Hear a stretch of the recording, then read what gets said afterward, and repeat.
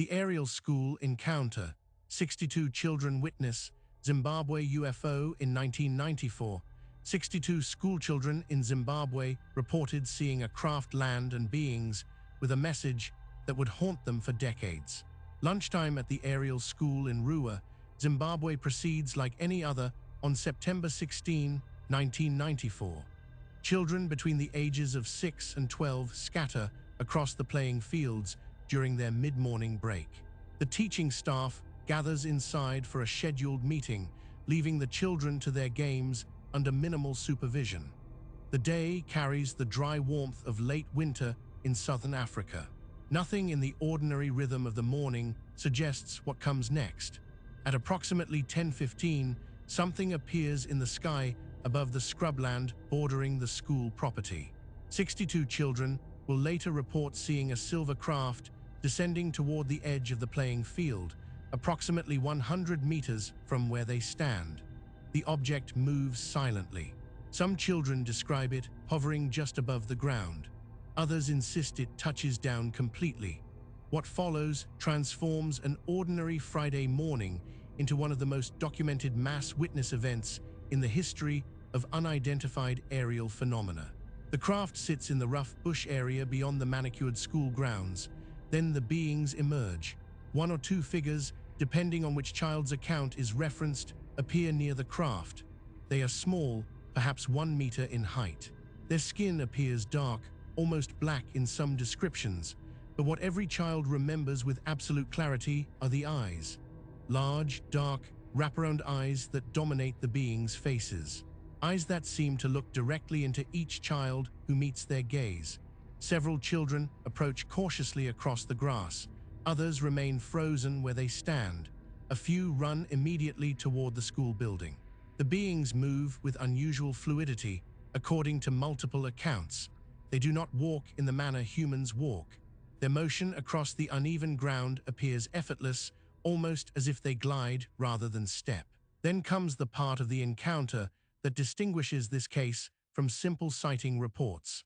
Multiple children, interviewed separately and immediately after the event, describe receiving information from the beings, not through spoken language, not through gestures or signs, through direct transmission during eye contact.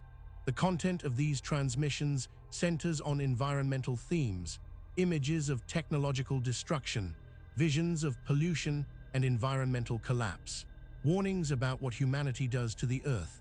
The beings retreat. The craft departs. The entire encounter lasts perhaps 15 minutes. When the children finally locate adults and bring them outside, nothing remains but disturbed soil and stunned witnesses.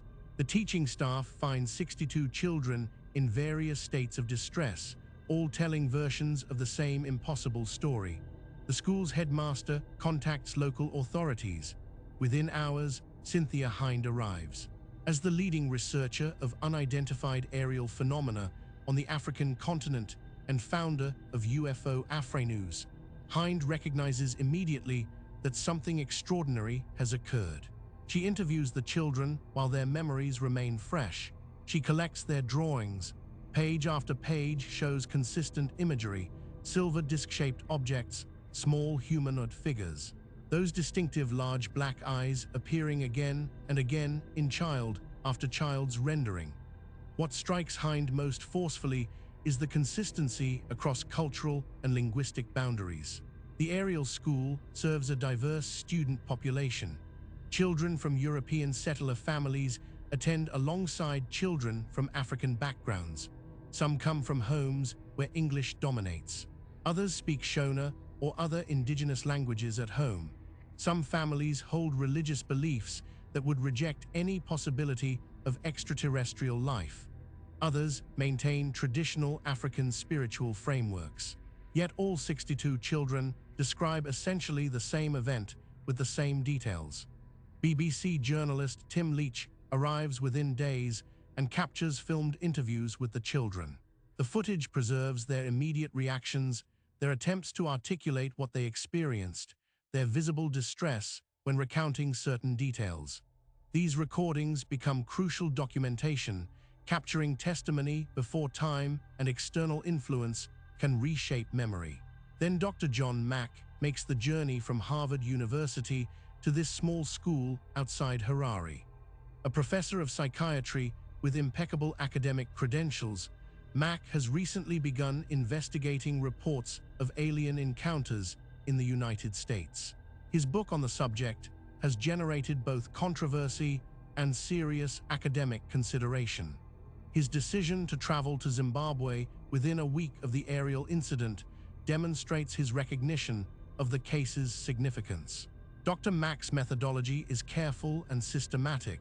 He interviews children individually, away from peer influence. He asks open-ended questions. He observes body language and emotional responses. He looks for signs of fabrication, coaching, or collective hysteria. The interviews are filmed, preserving not just the words but the manner of their delivery. What Dr. Mack documents contradicts the assumption that 62 children have somehow coordinated a hoax. The emotional responses appear genuine. Several children cry when describing the being's eyes. Others show visible fear when recounting the environmental messages they received. The descriptions remain consistent across interviews conducted separately, with children having no opportunity to coordinate their stories. Dr. Mack's professional assessment, documented in his subsequent writings and presentations, concludes that the children experienced something real. Not imagined, not fabricated, not the result of mass hysteria or cultural contamination. Something genuinely occurred at the Ariel school on September 16, 1994, that affected 62 witnesses simultaneously. The aftermath proves complex.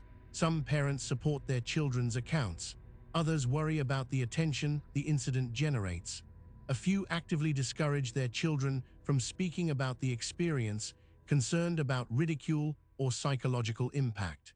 The school itself faces difficult questions. How does an educational institution respond when more than 60 students report an encounter that defies conventional explanation?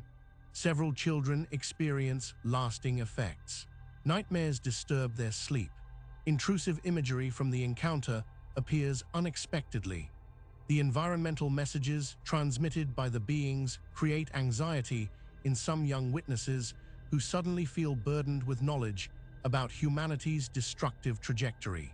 Dr. Mack's filmed interviews capture this distress in real time, documenting the psychological impact of whatever these children encountered. The physical location yields little additional evidence. Cynthia Hind notes some anomalies in the grass where the craft allegedly rested, but nothing that provides definitive proof.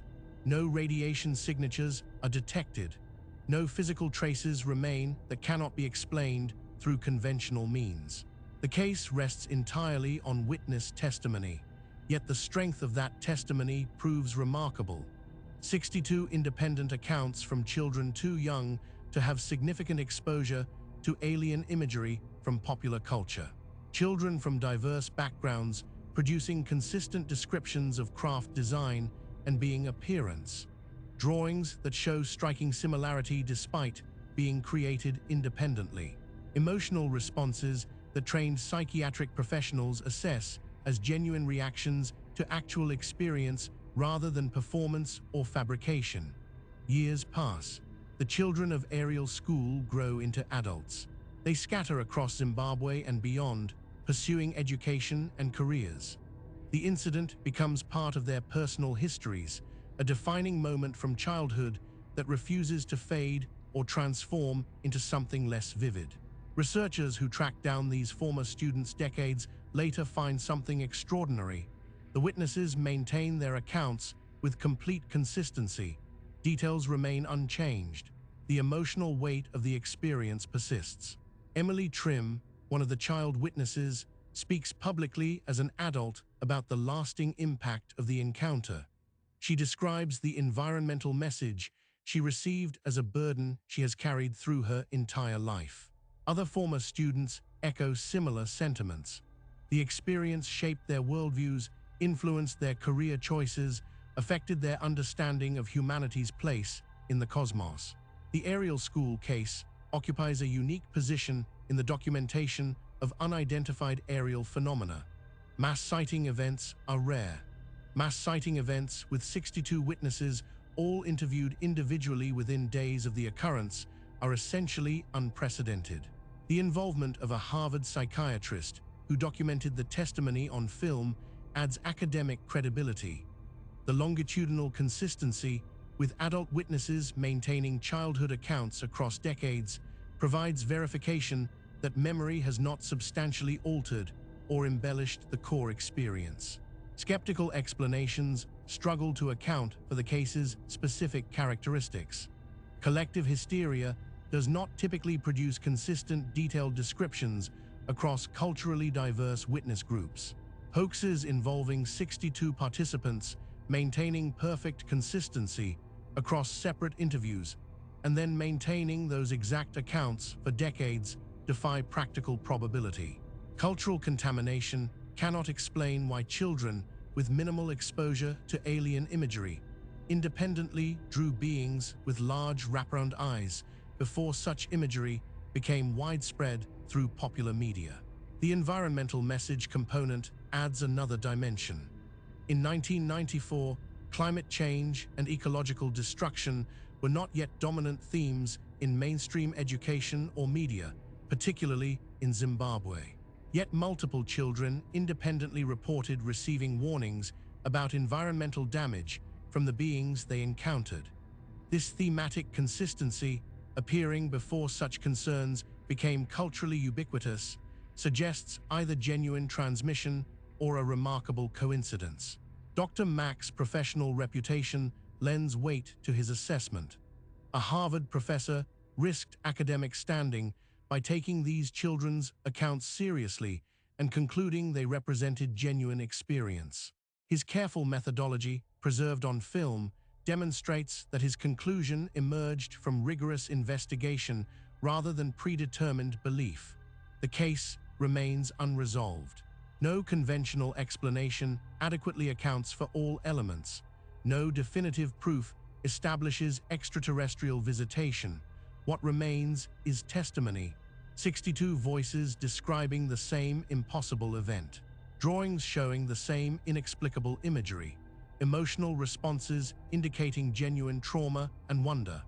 And decades later, those same 62 witnesses maintaining their accounts with unwavering consistency.